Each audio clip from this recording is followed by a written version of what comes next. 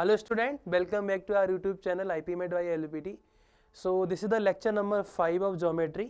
So last lecture में हमने circle की प्रॉपर्टी डिस्कस की थी एंड उससे रिलेटेड कुछ क्वेश्चन डिस्कस किए थे.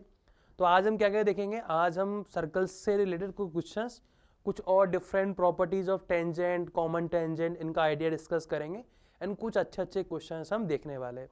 तो स्टार्ट करते हैं फर्स्ट क्वेश्चन से.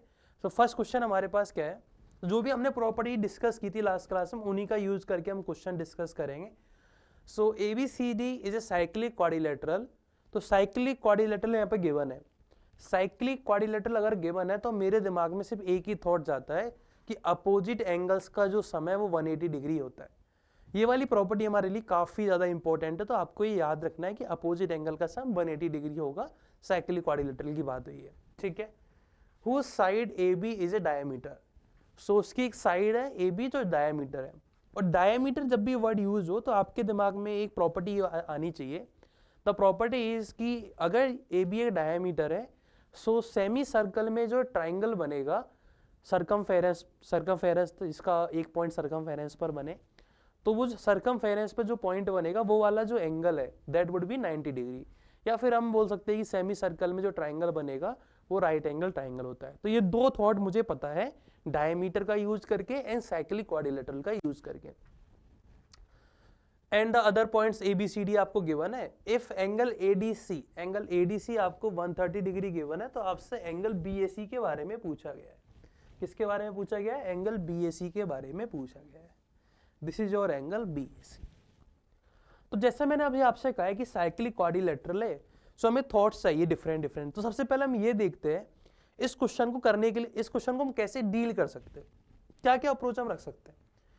तो अगर इस ट्राइंगल के ये दो एंगल पता लग जाए तो क्या मैं एंगल BAC फाइंड कर सकता हूँ. मुझे एंगल ACB पता लग जाए या फिर CBA पता लग जाए तो मेरा आंसर आ सकता है.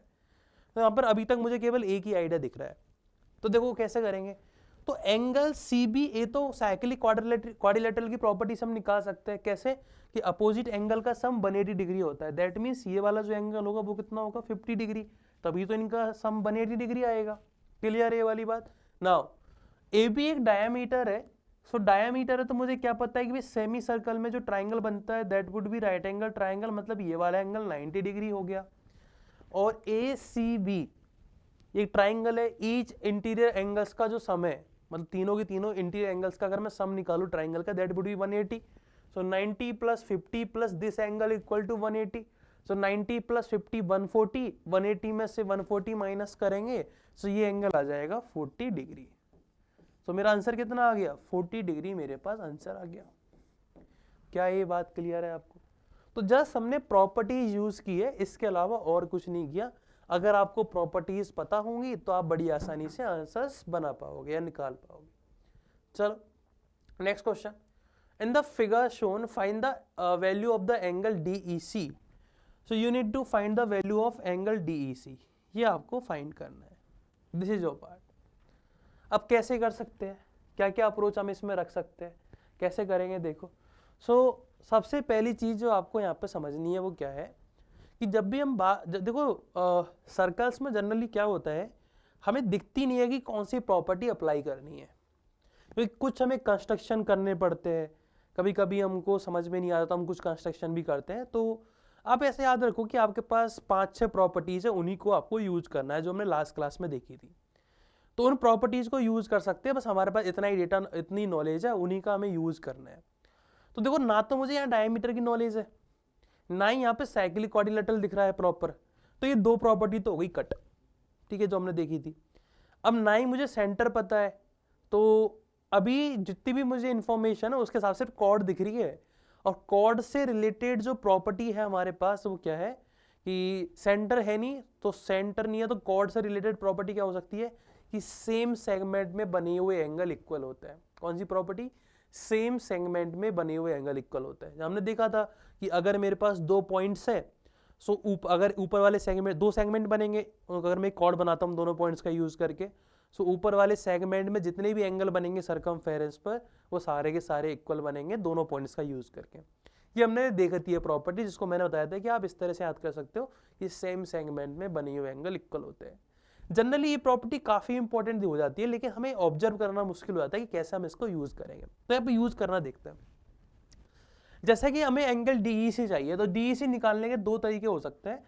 हमें नहीं पता कौन सा वाला अप्लाई होगा, बट अभी हम दो तरीके क्या देखें कि अगर मुझे एंगल BEA निकल जाए तो अभी मेरा आंसर आ सकता है, और अगर ये दोनों एंगल मेरे पास आ जाए तो भी मेरा आंसर आ सकता है। तो अब ये वाला एंगल तो मुझे बड़ी आसानी से दिख रहा है। कैसे दिख रहा है, ध्यान से देखो। अगर आप ट्राइंगल APC को देखो, कौन से ट्राइंगल को, APC को, सो ये वाला जो एंगल है ये क्या एक्सटीरियर एंगल है क्या, एंगल C का, interior angle of this triangle. तो अगर ये एक्सटीरियर एंगल है तो इसकी वैल्यू क्या होगी, एडिशन ऑफ दीज टू। हमने एक्सटीरियर एंगल वाले केस में देखा था। तो ये तो मुझे बड़ी आसानी से पता लग गया 60 डिग्री, कि भाई ये जो एंगल बनेगा एंगल ACD, ये तो 60 डिग्री आएगा। कैसे, कि ट्राइंगल APC के अकॉर्डिंग हम एंगल C पे देख पा रहे हैं कि ये तो एक्सटीरियर एंगल है, और एक्सटीरियर एंगल की वैल्यू कैसे फाइंड करते हैं, अदर टू एंगल्स का सम। तो ये मेरे पास 60 डिग्री आ गया। क्या ये वाली बात क्लियर है आपको? नाउ अगर मुझे ये वाला एंगल मिल जाए तो मेरा काम हो सकता है। तब हम कैसे करें, कौन सा आइडिया यूज करें कि ये बन जाए। सो यहाँ पर हमें सेम सेगमेंट में बने हुए एंगल इक्वल होते हैं, वो वाली प्रॉपर्टी यूज करनी है। कैसे करेंगे देखो, अगर मैं इसको थोड़ा ध्यान से देखूं, देखो दो तरीके से कर सकते हैं इसके बाद हम। पहला तरीका कि अगर मैं BC एक कॉर्ड मान लूं, देखो BC अगर एक कॉर्ड है, या BC ऐसे दो पॉइंट्स है, तो अगर BC एक कॉर्ड है तो ऊपर एक सेगमेंट बनेगा, BC के नीचे एक सेगमेंट बनेगा। तो ऊपर वाले सेगमेंट की जो एंगल है वो इक्वल होंगे। इसका मतलब ये जो एंगल आपको दिख रहा है, एक तो ये वाला एंगल, एक ये वाला एंगल, ये दोनों एंगल इक्वल होंगे क्या? यस बिल्कुल। तो ये 40 डिग्री आ गया, ये 40 आ गया, ये 60 आ गया। तो हमें बड़ी आसानी से पता लग जाएगा ट्राइंगल के तीनों इंटीरियर एंगल का सम निकाल के ये 80 डिग्री आ जाएगा। ये मेथड नंबर फर्स्ट है जो मैंने ग्रीन कलर से किया है। Now the method number second. अगर मैं मेथड नंबर सेकंड को मैं इस वाले कलर से यूज कर रहा हूँ, रेड कलर से। तो अगर मैं ये वाली कॉर्ड लेता तो मुझे क्या पता होता कि अगर ये कॉर्ड है तो ये वाला एंगल और एक सिमिलर वे में ये वाला एंगल इक्वल होंगे। मतलब ये वाला 60 हो जाएगा, ये 60 हो गया, ये 40 हो गया, तो ये कितना बचेगा, ये 80 बचेगा। और ये 80 है तो नीचे वाला भी 80 हो जाएगा। तो दोनों में से कोई सा भी आइडिया यूज कर सकते हो, या तो BC को कॉर्ड अज्यूम कर लो, BC में एक कॉर्ड बना लो, या फिर AD एक कॉर्ड बना लो। इस तरह से आप इसको डायरेक्ट यूज कर सकते हो। क्लियर है वाला? तो आंसर क्या आ गया इसका, 80 डिग्री मेरे पास आंसर आ गया, ऑप्शन नंबर C। चलो now the next question. AOC, O यहाँ पे सेंटर है, डिफाइन कर लो, O इज सेंटर। लिखा हुआ नहीं है बट यहाँ पर होना चाहिए O इज सेंटर। तो एक सेंटर है, तो सेंटर पे एंगल 130 डिग्री, और आपसे एंगल ABC के बारे में पूछा गया है कि आपको एंगल ABC बताना है। सो कैसे कर सकते हैं? अब ना तो डायमीटर दिख रहा है, बस एक सेंटर दिख रहा है, कॉर्ड दिख रही है, लेकिन सरकमफेरेंस पर एंगल नहीं दिख रहे कि हम सेम सेगमेंट में एंगल वाला लगा दे, ऐसा भी कुछ नहीं दिख रहा है। कॉर्ड्स है लेकिन उससे एंगल B निकालना हमारे लिए इम्पॉसिबल है। तो अब यहाँ पर हम कोई सी भी प्रॉपर्टी डायरेक्ट यूज नहीं कर पा रहे, तो इसका मतलब मुझे कुछ कंस्ट्रक्शन करने पड़ेंगे, तभी मुझे इसका आंसर मिल सकता है। तो कंस्ट्रक्शन हम कैसे करें? तो कंस्ट्रक्शन में इस तरह से करें कि हमारा आंसर फ्रेम हो जाए। तो हम क्या कर सकते हैं, सेंट्रल पे एंगल गिवन है, सेंट्रल पे एंगल गिवन है, और आपको अगर एक प्रॉपर्टी याद है सेंट्रल पे एंगल वाली, वो क्या होती है कि एंगल सबटेंडेड ऑन सेंटर क्या होता है, हाफ होता है, डबल होता है किससे, इस वाले एंगल से।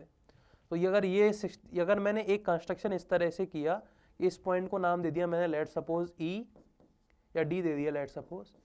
सो ABCD एक साइक्लिक क्वाड्रिलेटरल बन गया, और ये वाला एंगल मुझे पता लग गया 65। ऐसा क्या हुआ, क्योंकि अगर ये 65 होगा तभी यहाँ पर ये डबल बनता है, कितना, 130 डिग्री। क्लियर ये वाली चीज?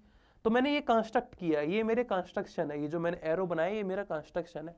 और जैसे ये 65 मुझे पता लगा तो मैंने देखा कि भाई जो ABCD एक साइक्लिक क्वाड्रिलेटरल है, और अपोजिट एंगल्स का जो सम होता है वो कितना होता है, 180 डिग्री।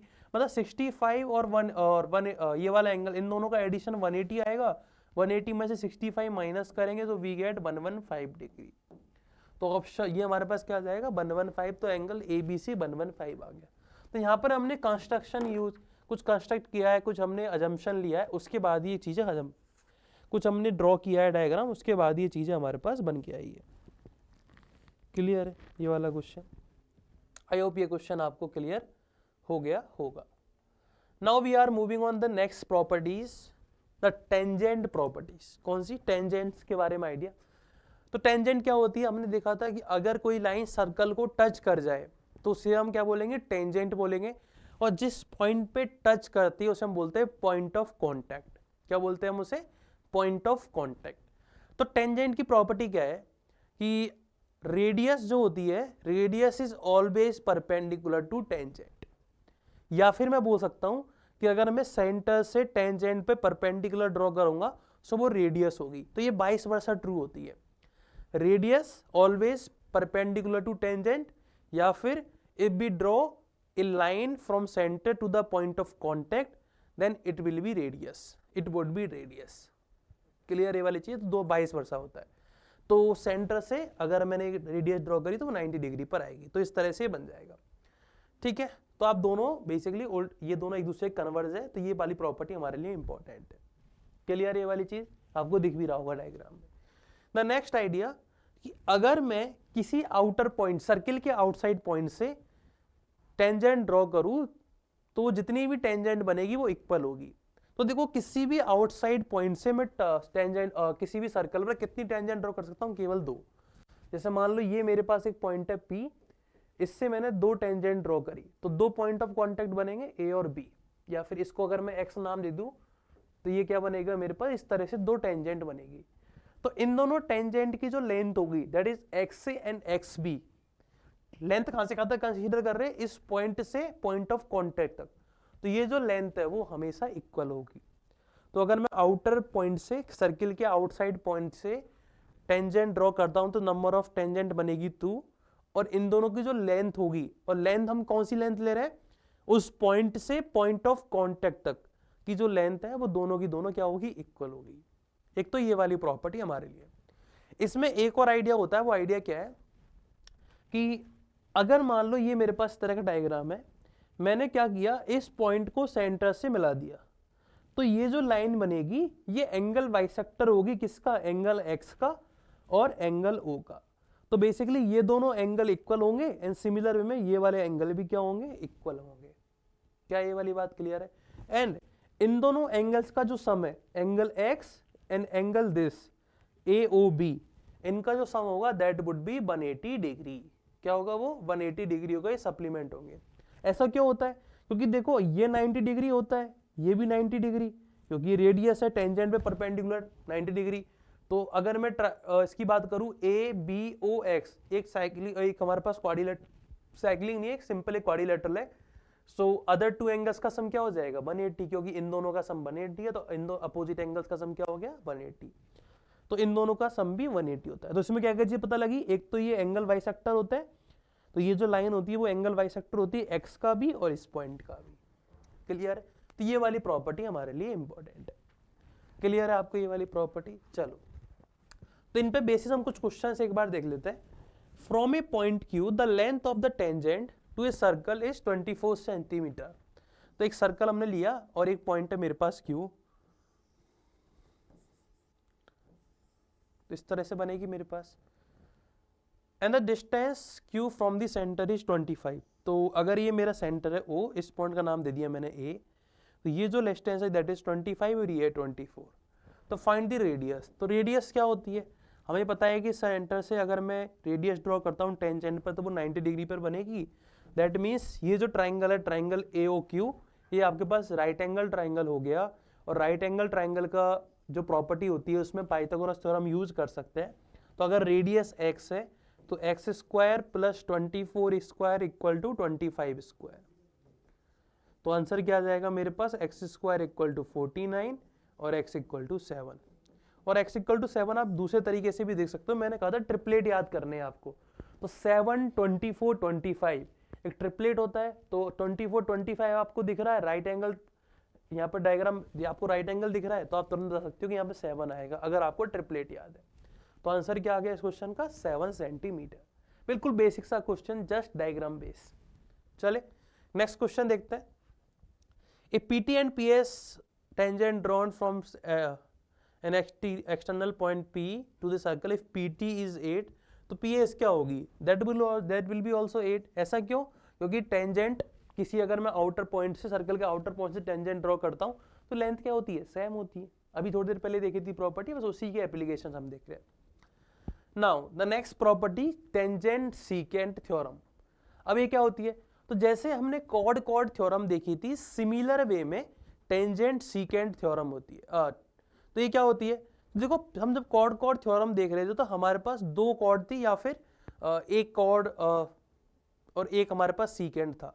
यहाँ पर क्या है, यहाँ पर आप देखोगे तो एक टेंजेंट और एक सीकेंट आपको दिखेगा, जैसे यहाँ पर आपको ये डायग्राम दिख रहा होगा।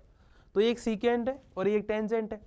तो उसमें हम क्या कर रहे थे कॉर्ड कॉर्ड थ्योरम में, कि जो भी इंटरसेक्शन पॉइंट था वहां से हम डिस्टेंस ले रहे थे। तो यहाँ पर भी वही काम करना है कि जो भी इंटरसेक्टिंग पॉइंट है वहीं से डिस्टेंस काउंट करनी है। That means AP into AQ या AO, यहाँ पर AO, इसको Q ले देता हूं मैं। तो AP into AQ equal to AR into AR। यहाँ पर हमारे पास पॉइंट ही एक रह गया, तो बेसिकली वो क्या बनेगा, AR इंटू AR या फिर AT इंटू AT। इसको मैं T नाम दे देता हूँ प्रॉपर, तो आपको ये दिखने लगेगा। सो इसका मतलब थ्योरम क्या बन गई, AP into AQ equal to AT square. AT square क्यों आया, क्योंकि हम दो बार डिस्टेंस काउंट करते हैं, लेकिन यहाँ पॉइंट ही एक है, तो हमने यहीं से दो बार डिस्टेंस काउंट कर ली। इस तरह से आप याद कर सकते हो इसे। सो AP इंटू AQ मतलब AT स्क्वायर। क्लियर है? तो अब इसमें एक क्वेश्चन गिवन है सेम आइडिया पे बेस्ड, तो आपको AP 6 गिवन है, AB 22 गिवन है और AT आपके पास, PT आपके पास 9 गिवन है। तो अगर मैं इसका यूज करता हूं तो इसका क्या मतलब है कि PA into PB equal to PT square. अगर इस क्वेश्चन का सॉल्यूशन हम देखें तो PA कितना है 6 और PB जल्दीबाजी में स्टूडेंट बाई लिख देते हैं, लेकिन आप देखो PB कंप्लीट है 6 प्लस y, ठीक है, एंड PT स्क्वायर मतलब 9 स्क्वायर दैट इज 81। सिंप्लीफाई कर लो तो 6 plus y equals to 81 divide by 6 that is 27 divide by 2। So y की वैल्यू कितनी आ गई 15 divide by 2 that is 7.5।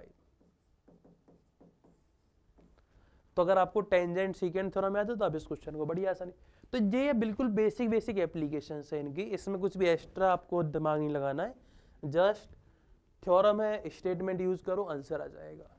Done है? चलो नेक्स्ट थ्योरम हमारे पास है अल्टरनेट सेगमेंट थ्योरम। तो जब भी हम अल्टरनेट सेगमेंट थ्योरम की बात करते हैं तो मुझे दो चीजों की रिक्वायरमेंट होती है, पहली चीज कॉर्ड एंड दूसरी चीज टेंजेंट। तो अगर आपके पास टेंजेंट और कॉर्ड दोनों है देन आप इसका यूज कर पाओगे, और यही आपके लिए हिंट भी हो जाता है कि जहां पर आपको टेंजेंट एंड कॉर्ड दिख रही है वहां पर आप इसको यूज कर पाओगे। तो कैसे करेंगे, देखो क्या अप्रोच हम रख सकते हैं। सो अल्टरनेट सेगमेंट थ्योरम क्या होती है, देखो ये एक टेंजेंट है और ये आपके पास एक कॉर्ड है, तो ये लाइन आपकी टेंजेंट होगी, ये कॉर्ड होगी। सिमिलर वे में ये टेंजेंट ये कॉर्ड, इस टेंजेंट की बात करें तो ये मेरे पास एक कॉर्ड हो गई, ठीक है। तो ये क्या बोलती है, सो काफी इंपॉर्टेंट थ्योरम है ये, तो इस थ्योरम को मैं डायग्राम के थ्रू समझा रहा हूं। तो अल्टरनेट, तो मान लो कि टेंजेंट और कॉर्ड के बीच का एंगल x है, टेंजेंट और कॉर्ड के बीच का एंगल x है। तो ये क्या बोलती है थ्योरम कि जिस साइड में आपका एंगल x बन रहा है उसके अल्टरनेट सेगमेंट की बात हो रही है। मतलब अगर मैं इस वाले x की बात कर रहा हूं तो अल्टरनेट सेगमेंट मतलब ये वाला सेगमेंट। तो इस सेगमेंट में जितने भी एंगल बनेंगे सर्कमफेरेंस पर यूजिंग दिस कॉर्ड, वो सारे के सारे क्या होंगे, x होंगे। क्योंकि हमें पता है कि भाई ये कॉर्ड है तो ये सारे के सारे एंगल तो सेम ही होते हैं। तो ये थ्योरम क्या बोलती है कि ये जो एंगल होंगे वो इसके इक्वल होंगे। सिमिलर वे में यहां पर देखो कि अगर ये मेरे पास कॉर्ड y है तो इस सेगमेंट की अगर मैं बात करूं, क्योंकि इसका दूसरी तरफ वाला, क्योंकि ये इस वाले सेगमेंट में एंगल y है, तो राइट हैंड साइड वाला जो पोर्शन है उसमें जो एंगल बनेंगे that would be bye bye. Clear है? सिमिलर वे में ये मेरे पास टेंजेंट और ये कॉर्ड है, तो अगर ये एंगल मेरे पास पूरा थीटा है, ये पूरा का पूरा एंगल क्या है थीटा, तो इस तरफ जितने भी एंगल बनेंगे that would B also theta. ये सारे के सारे थीटा होंगे, क्या होंगे, ये सारे के सारे थीटा होंगे। ये मेरे पास इस थ्योरम का बोला, ये इसका स्टेटमेंट है। अल्टरनेट सेगमेंट क्यों बोला, क्योंकि दूसरे सेगमेंट में जाके एंगल बनता है, जिस जहां पर ये एंगल x है उसके उल्टा वाला जो सेगमेंट, उसका जो दूसरा वाला सेगमेंट है उसमें आपको ये एंगल दिखेंगे। क्लियर है ये वाली चीज? चलो सो कुछ क्वेश्चन करते हैं इस थ्योरम से रिलेटेड। तो ए बी आपके पास टेंजेंट गिवन है and the find the size of the angle x and y, तो एक्स और वाई की वैल्यू हमें फाइंड करनी है। सो आप थोड़ा ध्यान से देखो, अगर इस पॉइंट को मैं नाम दे दूं लेट सपोज पी, तो ए बी एक टेंजेंट है और पी टी एक कॉर्ड है। तो आप अगर थोड़ा ध्यान से देखो एंगल वाई को, तो एंगल वाई किसके इक्वल होगा, तो एंगल वाई वो जो है बेसिकली दूसरी तरफ जितने भी सेगमेंट में एंगल बनेंगे उनके इक्वल होगा। तो यहां से मुझे दिख रहा है कि भाई एंगल वाई तो 76 के इक्वल है। पहली चीज तो मुझे ये समझ में आ रही है, किसके रिगार्डिंग, इस वाली आइडिया के रिगार्डिंग, अल्टरनेट सेगमेंट थ्योरम के रिगार्डिंग। सिमिलर वे में अगर मैं इसको मैं क्यू नाम दे दूं, तो अगर मैं इस वाली टेंजेंट को देखूं क्यू टी को, तो टीबी से क्यूटी के बीच में एंगल है 75, तो क्यूटी के ऊपर की तरफ जितने भी एंगल बनेंगे सेगमेंट में वो भी 75 के इक्वल होंगे।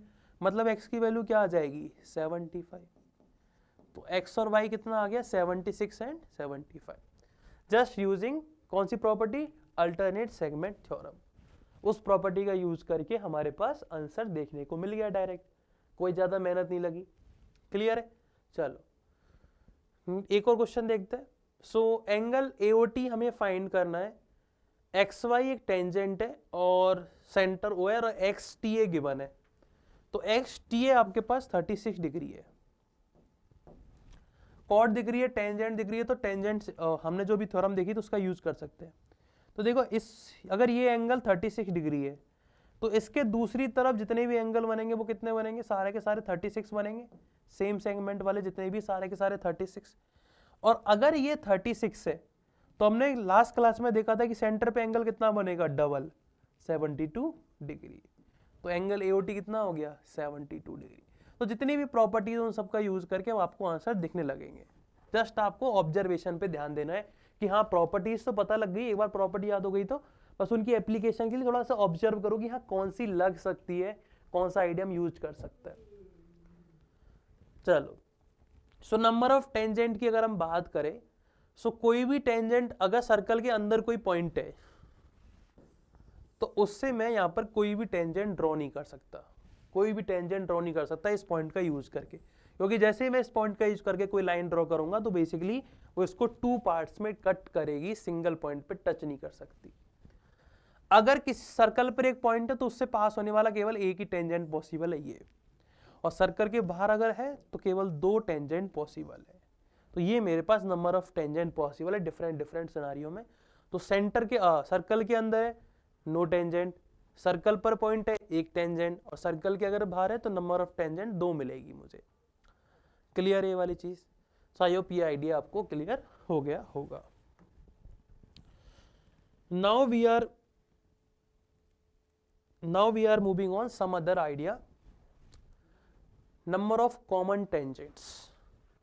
सो नंबर ऑफ कॉमन टेंजेंट का मतलब क्या है? तो बेसिकली हमारे पास 2 सर्कल होंगे, 2 सर्कल डिफरेंट डिफरेंट तरीके से हो सकते हैं, हो सकता है एक दूसरे को कट करे, हो सकता है बिल्कुल डिस्टिंक्ट और दूर दूर हो सकता है टच कर जाए, और हो सकता है कि अंदर आ जाए सर्कल या अंदर से टच करे, ऐसे डिफरेंट डिफरेंट केस बन सकते हैं जो हम अभी देखने वाले हैं। तो सबसे पहला हम केस लेके चलते हैं, अब दोनों की दोनों सर्कल क्या है, एक दूसरे से बिल्कुल डिस्टेंस पर है, ठीक है। तो ये कौन सा केस है? अगर मैं क्वेश्चन को देखता हूं तो मुझे कैसे पता लगेगा कि ये वाला डायग्राम बनेगा, हम कैसे पता लगाएंगे? तो मान लो ये सर्कल C1 है, ये सर्कल C2 है, इसकी जो डिस्टेंस, इसकी जो रेडियस दैट इज R1 और इसकी जो रेडियस है दैट इज R2, ठीक है। सेंटर्स की डिस्टेंस, तो इसके सेंटर को मैं C1 नाम दे देता हूं, इसके सेंटर को C2 नाम दे देता हूं। इसको हम हटा रहे, इनकी रिक्वायरमेंट हमारे पास नहीं है। और सेंटर्स के जो बीच की डिस्टेंस है दैट वुड बी D। तो दोनों की दोनों सेंटर की डिस्टेंस क्या है D। तो अगर मैं थोड़ा ध्यान से देखूं तो D की जो वैल्यू होगी इस केस में वो क्या होगी, greater than R1 plus R2। देखो क्योंकि ये वाला पोर्शन R1 है, ये वाला पोर्शन R2 है, तो D की जो वैल्यू वो ग्रेटर देन है इन दोनों के एडिशन से। तो ये कौन सा केस है जिसमें दोनों की दोनों सर्कल एक दूसरे को टच नहीं कर रहे, ना कट कर रहे, कुछ भी ऐसा ना एक दूसरे के अंदर है या कुछ भी ओवरलैप नहीं हो रहा है, बिल्कुल अलग अलग है, डिस्टिंक्ट सर्कल बनाए हुए हैं। तो इसमें कितनी टेंजेंट बन सकती है? तो देखो कितनी टेंजेंट इसमें बनेगी। तो इन दोनों सर्कल को मैं एक बार बना लेता हूं वापिस, तो आप नंबर ऑफ टेंजेंट काउंट करो। तो देखो कॉमन टेंजेंट मतलब जो दोनों के लिए सेम हो, ऐसी टेंजेंट दोनों केस में क्या हो, सेम हो, ठीक है। तो कितनी बना सकते हैं? सो पहली देखो ये वाली टेंजेंट बन गई एक टेंजेंट, दूसरी मेरे पास ये वाली टेंजेंट हो गई दो, ठीक है। तीसरी मैं इस तरह से बनाऊं तीन टेंजेंट, और फोर्थ टेंजेंट हमारे पास इस तरह से, ठीक है। तो ये दोनों जो टेंजेंट है इन्हें हम बोलते हैं डायरेक्ट कॉमन टेंजेंट। क्या बोलते हैं? डायरेक्ट कॉमन टेंजेंट, या शॉर्ट में डीसीटी बोल देते हैं।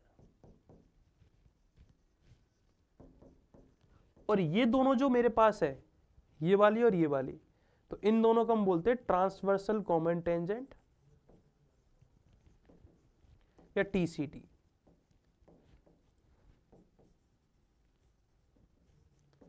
या टीसीटी।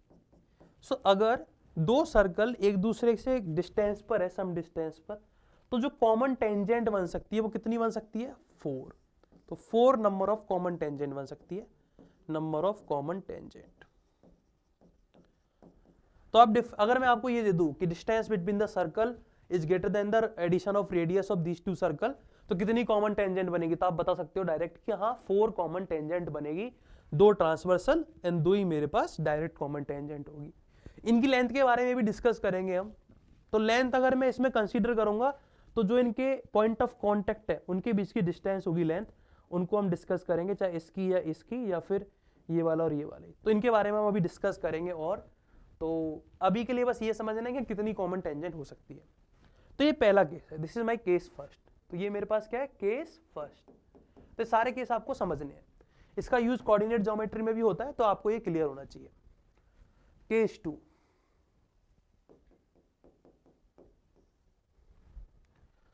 कि अगर दोनों सर्कल टच कर जाए। टच करने का मतलब क्या है? कि दोनों की दोनों सेंटर्स की जो डिस्टेंस है d, वो किसके इक्वल हो जाए? r1 प्लस r2 के, मतलब रेडियस के एडिशन के।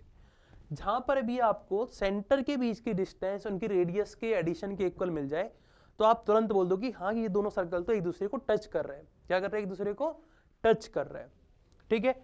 सो इसमें कितनी टेंजेंट बनेगी? सो इसमें हम टेंजेंट बना लेते हैं डिफरेंट। सो टेंजेंट इसमें हम देखते हैं कितनी बन सकती है, तो काउंट करते हैं एक बार। तो देखो तो डायरेक्ट टेंजेंट दिखेगी हमें, लेकिन जो ट्रांसवर्सल टेंजेंट थी पहले उसमें 2, पर यहां पर हमें एक ही दिखेगी। देखो तो इस तरह से 3 आपको इसमें नंबर ऑफ कॉमन टेंजेंट दिख सकती है। सो नंबर ऑफ कॉमन टेंजेंट कितनी आ गई इसमें? 3।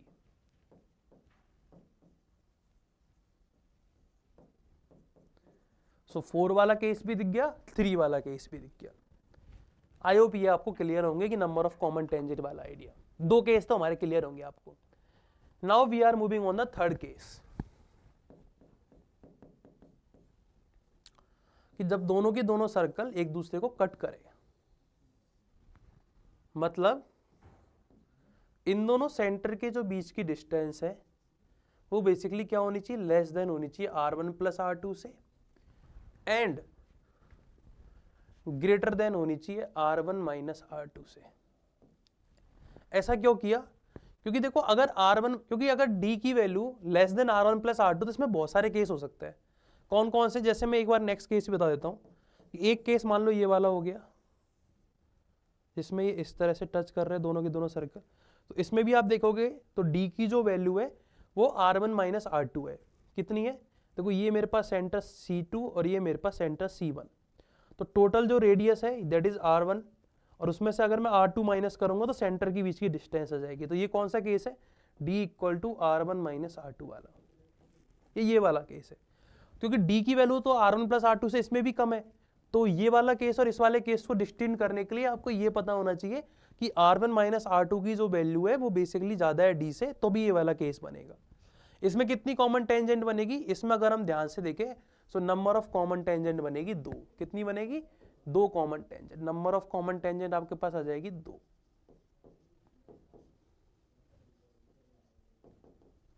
और अगर सर्कल इनर किसी पॉइंट, 2 सर्कल है, एक सर्कल उसके अंदर है, इस तरह से टच कर रहे थे, यहाँ पर कितनी आपको टेंजेंट दिखेगी? 1 टेंजेंट दिखेगी। नंबर ऑफ कॉमन टेंजेंट कितनी आ गई? 1, जो दोनों को पास होते हुए मिले। सो ये वाला केस कौन सा है, whenever distance between the circle equal to R1 minus R2, ये R1 प्लस R2 से कम, R1 माइनस R2 से ज्यादा। और अगर कुछ इस तरह से आ जाए, सो इसमें क्या हो गया, D की value less than R1 minus R2, यहाँ पे मॉड भी लगा लेना क्योंकि हमें नहीं पता कि कौन सा ज्यादा है कौन सा कम है, इस वजह से। सो इसमें आप देखोगे तो आपको कितनी टेंजेंट मिलेगी, zero tangent, zero common tangent. तो हमने डिफरेंट केस देखे जहां पर नंबर ऑफ कॉमन टेंजेंट 4 थी, 3 थी, 2 थी, 1 थी और 0 थी। क्या 4 से ज्यादा पॉसिबल है दो सर्कल के लिए? नहीं। तो अगर हमें नंबर ऑफ कॉमन टेंजेंट का भी आइडिया है तो अभी हम डायग्राम फ्रेम कर सकते हैं। 3 कॉमन टेंजेंट का कौन सा डायग्राम होता है, 2 कॉमन टेंजेंट का कौन सा होता है, सिंगल कॉमन टेंजेंट का कौन सा होता है, आप ये तुरंत देख के बता सकते हो। अगर आपको ये डिस्टेंस वाला आइडिया, रेडियस वाला आइडिया, ये डिफरेंट केस पता है। तो ये मेरे पास केस नंबर था 5th। क्लियर? सो ये मेरे पास कॉमन टेंजेंट का आइडिया था। ये वाला आइडिया आई होप आपको क्लियर हो गया होगा। तो जैसा कि मैंने अभी आपको बताया कि हमें direct common tangent and transversal common tangent की लेंथ के बारे में भी डिस्कस करना है। सो जो हमारे फर्स्ट 2 केस थे उनसे रिलेटेड हम डिस्टेंस टेंजेंट की डिस्टेंस फाइंड करते हैं। कैसे करेंगे वो हम देखते हैं। तो पहला केस हमने लिया डायरेक्ट कॉमन टेंजेंट। तो ये मेरे पास डायरेक्ट कॉमन टेंजेंट के लिए हम देख रहे हैं कौन सा वाला केस देख रहे हैं जिसमें दोनों की दोनों सर्कल एक दूसरे से दूर दूर है, डिस्टेंस उनकी जो सेंटर की है वो ज्यादा है किससे, उनके एडिशन ऑफ रेडियस से। तो ये मेरे पास 2 सर्कल है, ये मेरा बिगर सर्कल है, ये मेरा स्मॉलर सर्कल है। तो ये डिस्टेंस है R1 क्योंकि इसकी रेडियस R1 है मेरे पास और इसकी रेडियस मेरे पास R2 है। सो ये वाली डिस्टेंस हो गई R2 and we need to find the distance of A and B। तो A और B के बीच की डिस्टेंस फाइंड करनी है क्योंकि डायरेक्ट कॉमन टेंजेंट में जो डिस्टेंस आती है पॉइंट ऑफ कांटेक्ट के बीच की डिस्टेंस, चाहे डायरेक्ट कॉमन टेंजेंट की बात हो चाहे ट्रांसवर्सल कॉमन टेंजेंट की, दोनों में हम कौन सी डिस्टेंस कंसीडर करते हैं, दोनों के बीच की। ठीक है, चलो। सो अगर x और y के बीच की डिस्टेंस d है, मतलब सेंटर के बीच की डिस्टेंस d है, तो हमने थोड़ा सा कंस्ट्रक्शन किया। तो हमने क्या किया कि अगर ये डिस्टेंस R1 है, ये R2 है, तो इतनी डिस्टेंस कितनी बचेगी, that would B R1 minus R2। और ये 90 डिग्री होता है क्योंकि ये रेडियस है। ठीक है, ये डिस्टेंस d है तो यहाँ से यहाँ तक की डिस्टेंस, इसके पैरेलल एक लाइन बनाई उसकी भी d हो गई। और आपको ये लेंथ फाइंड करनी है AB। इतना सा पोर्शन पता है R1 माइनस R2, ये डिस्टेंस पता है d, तो AB कितना हो जाएगा, तो using the Pythagoras theorem AB square आएगा d square minus R1 minus R2 का स्क्वायर। सो AB कितना आ गया, सो AB आ गया मेरे पास square root of d square minus R1 minus R2 का होल स्क्वायर। सो ये मेरे पास डायरेक्ट कॉमन टेंजेंट का फॉर्मूला हो गया इस वाले केस के लिए। तो डायरेक्ट कॉमन टेंजेंट की लेंथ का हमारे पास फॉर्मूला आ गया।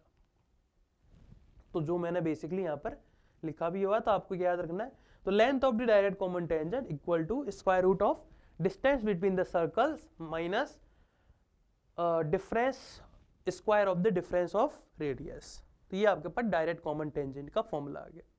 सिमिलर वे में transversal common tangent, so again ये अगर ये वाले ये मेरे पास R1 है इतना पोर्शन, ये मेरे पास R2 है, तो इस तरह से ना डायग्राम बनाए, मुझे ये वाली लेंथ फाइंड आउट करनी है ये।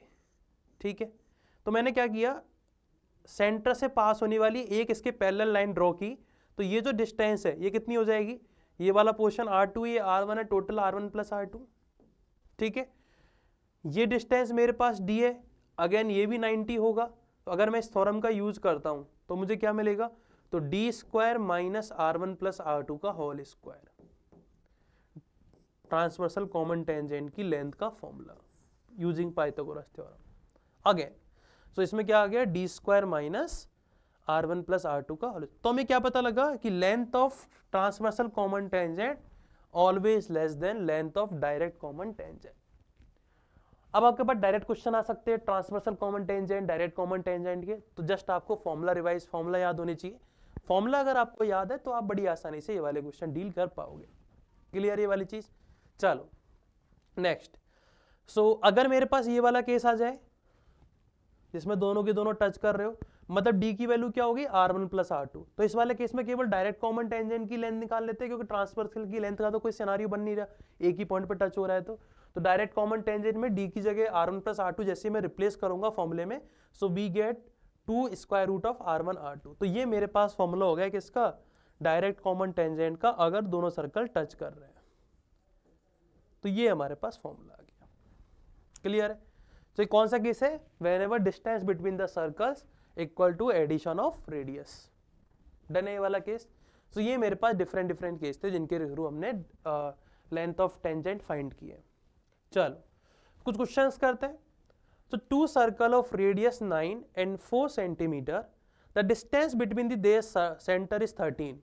तो डिस्टेंस 13 है, एक मेरे पास 9 है, एक मेरे पास 4 है। इसका मतलब distance between the circle is equal to addition of radius. इसका मतलब इस वाले केस में दोनों की दोनों सर्कल टच कर रहे होंगे इस तरह से।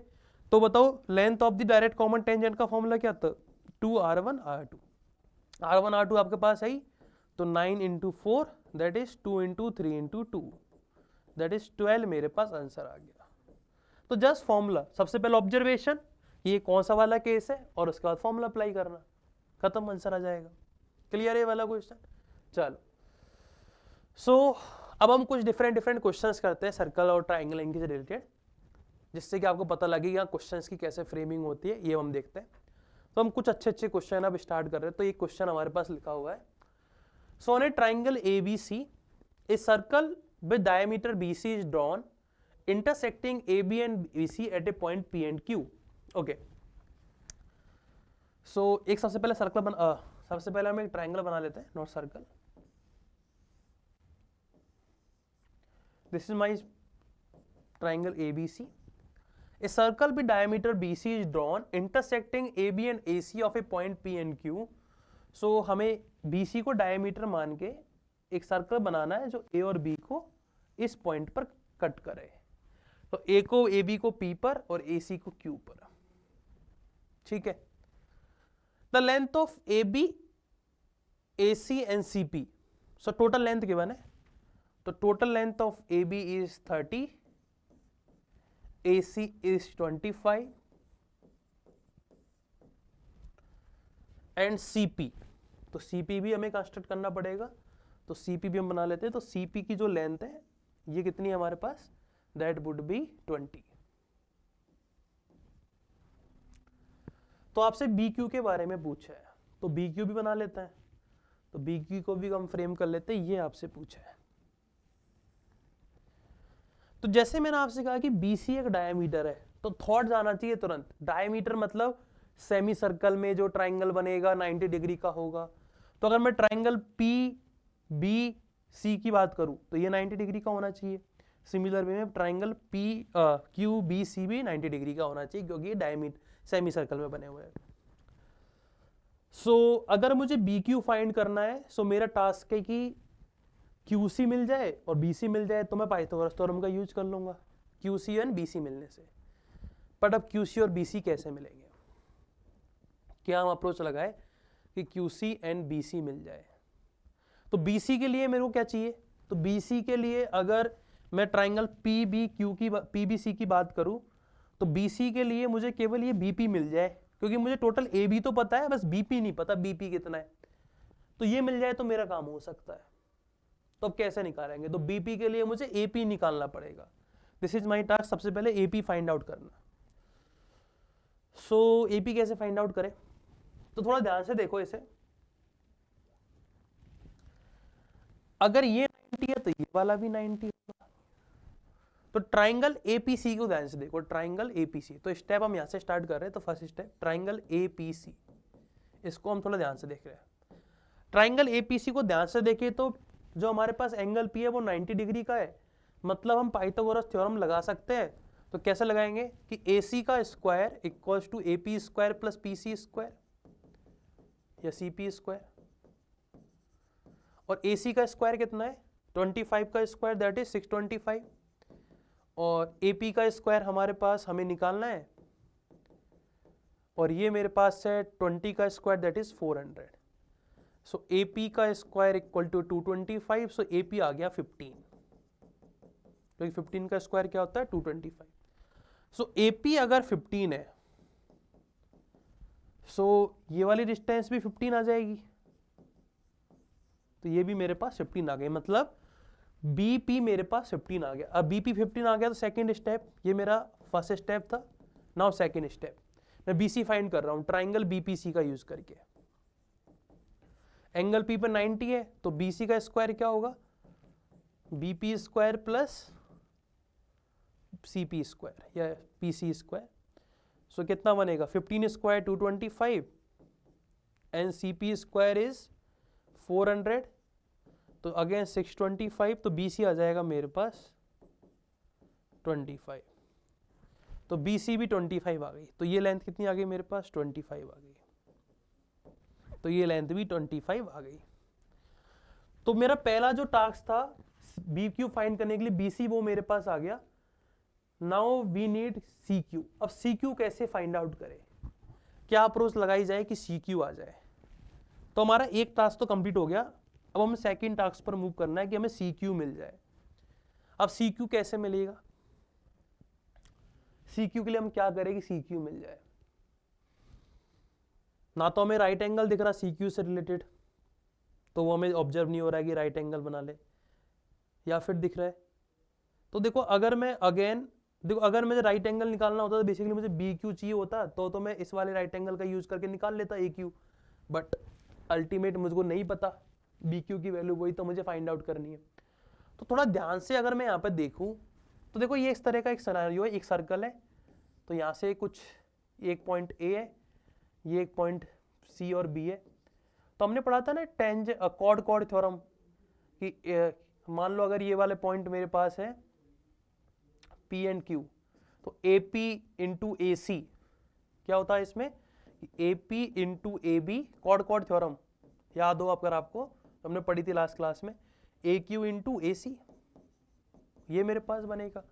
और AP कितना है 15 और AB कितना है 30, तो ये किसके इक्वल होना चाहिए, AQ इंटू AC कितना है 25। सिंप्लीफाई करेंगे, कट करेंगे तो 25 से कट कर लो इसे, सो या फिर 5 से 2 टाइम्स कट कर लो, तो 5 से जाएगा ये 3 टाइम्स, ये जाएगा 6 टाइम, तो AQ कितना आ गया 18। तो अगर AQ 18 है और टोटल मेरे पास 25 है, तो ये वाला पोर्शन कितना बनेगा 7 बन गया। कितना बन गया 7 बन गया, मतलब QC मेरे पास 7 बन गया। तो इसका मतलब QC इक्वल्स टू 7। अब बस लास्ट स्टेप ट्राइंगल BQC को हम देखते हैं, ट्राइंगल BQC। तो ट्राइंगल BQC को अगर आप थोड़ा ध्यान से देखो तो Q पर 90 डिग्री बन रहा है, इसका मतलब BC square equal to BQ square plus QC square. अब सारी वैल्यूज आपके पास है, ये है 25 का square equals to BQ square आपको फाइंड करना है, एंड दिस इज 7 स्क्वायर। तो देखो 7 25 और यहाँ पर तो क्या मिलना चाहिए, ट्रिपलेट अगर याद हो 24 आना चाहिए, सिंप्लीफाई भी कर लो, सो BQ का स्क्वायर आएगा 576, सो BQ आ जाएगा 24। तो ये काफ़ी अच्छा क्वेश्चन है जिसमें टेंजेंट कॉर्ड थ्योरम यूज हो रही है, देन पाइथागोरस थ्योरम यूज हो रही है 4 बार। तो ये काफ़ी अच्छा क्वेश्चन है, तो आपको समझ में आ रहा होगा कि इस तरह से मर्जिंग करके चीज़ों को बनाया जाता है। तो आंसर क्या हो गया इसका 24, तो आंसर आ गया इसका 24। सो फिल इन द ब्लैंक्स का क्वेश्चन था ये, तो आपको आंसर इसमें 24 मार्क करना था। तो इस तरह से हमें स्टेप बाय स्टेप देखना था क्या हमें फाइंड करना है, कैसे हम अप्रोच डील कर सकते हैं, कौन कौन सी थ्योरम हमें यूज होगी, ये सब हमें इसमें देखना था। क्लियर है ये वाला question. Now we are moving और next question, the question number next हमारे पास क्या है, in the adjoining figure chord ED is parallel to diameter AC। तो ED आपके पास diameter AC के पैरेलल है। if the angle CBE, so CBE is 65 degree, this angle is 65, then what is the value of angle DEC। so DEC की आपसे value पूछी गई है, angle DEC बताओ। ठीक है, तो ये आपको पूछा गया है, एंगल DEC के बारे में आपसे पूछा गया है, कैसे कर सकते हैं। सो AC और ED पैरेलल है, तो मुझे पता है कि भाई जो एंगल DEC होगा, मान लो ये अल्फा है, तो ये वाला एंगल भी अल्फा होगा, Z बन रहा है, अल्टरनेट एंगल्स पैरेलल लाइन के बीच में Z बन रहा है। हमने लाइंस वाले में आइडिया देखा था, तो ये भी अल्फा है। सो हम क्या कर सकते हैं और, तो CBE हमें दिख रहा है, इसके अलावा ठीक है AC डायमीटर है, तो डायमीटर देखते हैं मुझे तो केवल एक ही थॉट आता है कि 90 डिग्री दिख जाए कहीं, लेकिन यहाँ पर प्रॉपर ट्राइंगल भी नहीं दिख रहा जो डायमीटर AC का यूज करके बन रहा हो, तो बना लेते हैं। बनाओ, कैसे बनाएंगे?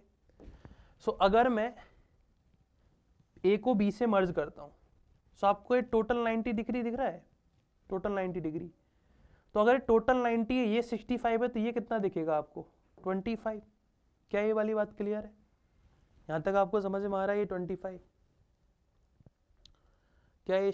सिमिलर वे में मैं इसको भी मिला सकता हूं, AE को यहां पर, तो ये वाला एंगल भी आपको 90 दिखेगा। टोटल कितना दिखेगा? 90 दिखेगा।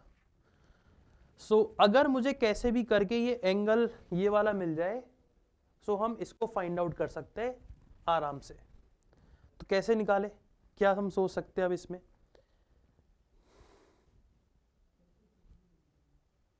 क्या क्या हम थिंकिंग कर सकते हैं?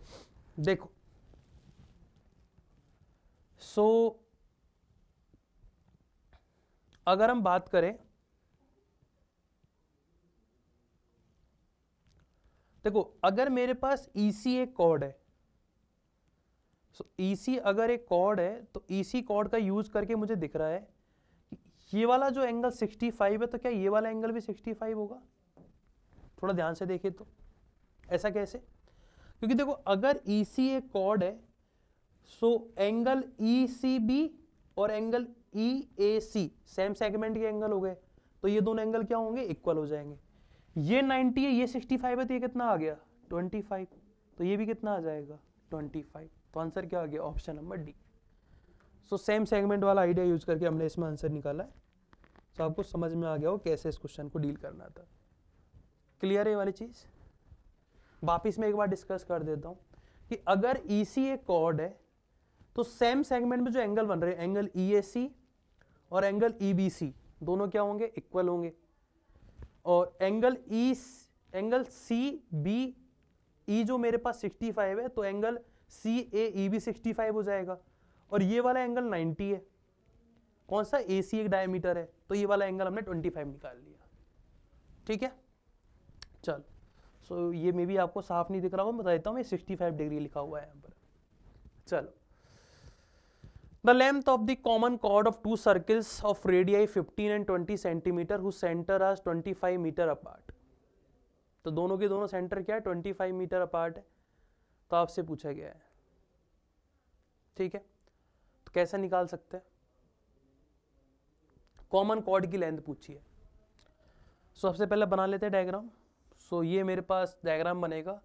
तो देखो इनके सेंटर के बीच की डिस्टेंस 25 है और रेडियस का एडिशन है 35। तो D लेस देन आ रहा है 35 से, एन R1 माइनस R2 आ रहा है 5। तो मतलब ये दोनों सर्कल एक दूसरे को इंटरसेक्ट कर रहे होंगे इस तरह से। ये वो वाला केस हो गया, थर्ड वाला केस, या सॉरी फोर्थ वाला केस। तो कॉमन कॉर्ड क्या होगी? ये इसकी कॉमन कॉर्ड होगी, इसकी मुझे लेंथ पूछी गई है। ये दोनों सेंटर्स है, इनके बीच की डिस्टेंस भी गिवन है। कितनी गिवन है? 25। तो ये मेरे पास 25 गिवन है, ये मेरे को 15 गिवन है और ये मेरे को 20 गिवन है। ठीक है, रेडियस है तो हम लिख सकते हैं इस तरह से। तो अगर मैं इसे थोड़ा ध्यान से देखूं तो मुझे क्या दिख रहा है? 15, 20, 25, 3 into 5, 4 into 5, 5 into 5 और 3, 4, 5 ट्रिपलेट होता है, मतलब उनके मल्टीपल भी ट्रिपलेट होंगे। मतलब ये जो ट्राइंगल है वो राइट एंगल ट्राइंगल है और राइट एंगल यहां पर होगा। तो मान लो इनका नाम दे देते हैं हम, लेट सपोज AB सेंटर से और C ये वाला पॉइंट है। तो ABC एक ट्राइंगल है, तो ABC का एरिया क्या बनेगा? Area of ABC।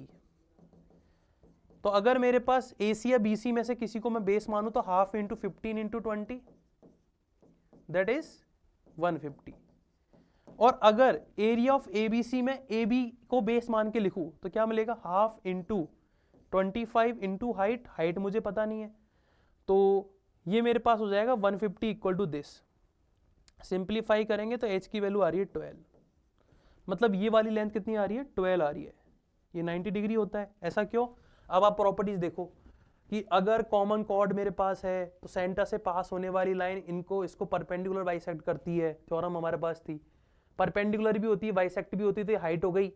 तो ये 12 है तो नीचे वाला भी 12 होगा, तो आंसर क्या आ गया 24। क्लियर है? जस्ट बेसिक सा क्वेश्चन। तो आई होप ये क्वेश्चन आपको क्लियर हो गया होगा। Let C1 and C2 be the concentric circles, मतलब जिनका सेंटर एक ही हो, such that diameter of C1 is 2 cm longer than diameter of C2. So ये मेरे पास C1 है, ये मेरे पास C2 है, ठीक है। If a chord C1 has length 6 cm, is it tangent to C2? तो एक हम कॉर्ड बनाते हैं जो बेसिकली C1 के लिए तो कॉर्ड है लेकिन C2 के लिए टेंजेंट है, तो वो इस तरह से बनेगी। ओके, डायमीटर्स में 2 सेंटीमीटर का डिफरेंस है, मतलब रेडियस में 1 सेंटीमीटर का हुआ क्या? तो अगर C2 की रेडियस 1 है तो C1 की रेडियस क्या होगी? C2 की रेडियस अगर x है तो C1 की रेडियस क्या होगी? x+1। इसकी लेंथ 6 गिवन है, इसकी लेंथ क्या गिवन है? 6 गिवन है आपको, तो यहां से यहां तक की लेंथ 6 है। और आपसे क्या पूछा गया है? Then the diameter in centimetre of C1 का डायमीटर पूछा है। तो मान लो अगर ये आपके पास रेडियस x है, तो टोटल रेडियस कितनी हो जाएगी? x+1 C1 के लिए, तो टोटल लेंथ हो गई x+1, और इतना पोर्शन है x, तो ये लेंथ कितनी हो गई मेरे पास? x+1। और हमें पता है कि अगर मैं सेंटर से कॉर्ड पर परपेंडिकुलर ड्रॉ करता हूं तो वो उसको 2 इक्वल्स पार्ट में डिवाइड करता है। तो ध्यान से देखें तो इस C2 के लिए ये टेंजेंट है, तो रेडियस यहाँ पे परपेंडिकुलर बनेगी, और C1 के लिए ये परपेंडिकुलर ड्रॉ हो गया, मतलब ये 2 इक्वल पार्ट में डिवाइड हो जाएगी, मतलब ये यहाँ पे 3 हो जाएगा, ये वाला 3। तो ये एक राइट एंगल ट्राइंगल है, इसमें 3 है, x है और x+1 है। तो फॉर्मूला यूज करो पाइथागोरस थ्योरम का, x+1 का square equal to x² + 3 square. Simplify करेंगे तो x² + 2x+1 equals to x² + 9, तो 2x = 8, तो x की वैल्यू आ गई 4। सो x की वैल्यू 4, मतलब जो C1 के लिए जो रेडियस है दैट इज 5, तो डायमीटर फॉर C1 कितना हो जाएगा? 10। तो आंसर क्या आ गया इसका? 10 मेरे पास आंसर आ गया। क्लियर है? सो हमने क्वेश्चंस किए सर्कल से रिलेटेड डिफरेंट वैरायटी के, और आइए आपको समझ में आए होंगे कैसे हम सर्कल्स के क्वेश्चन को डील करते हैं, क्या क्या अप्रोच है जो हमें फॉलो करनी होती है। तो बेसिकली प्रॉपर्टीज पर बेसिस क्वेश्चन आएंगे। प्रॉपर्टीज अगर आपको पता है तो कितने भी अच्छे क्वेश्चंस फ्रेम हो सकते हैं। प्रॉपर्टी ऑलमोस्ट हमने सारी डिस्कस की है, सो अगर आप प्रॉपर्टीज सारी रिवाइज कर लेते हो देन आपको दिक्कत नहीं आएगी ज्योमेट्री के किसी भी पोर्शन में, नॉट ओनली द सर्कल, किसी भी पोर्शन में नहीं आएगी। सो ज्योमेट्री में हमारे पास 2 टॉपिक बचे, एक हम थोड़ा सा आइडिया पॉलीगॉन का देखेंगे एंड नेक्स्ट हम थोड़ा बहुत आइडिया क्वाड्रिलेटरल का देखेंगे।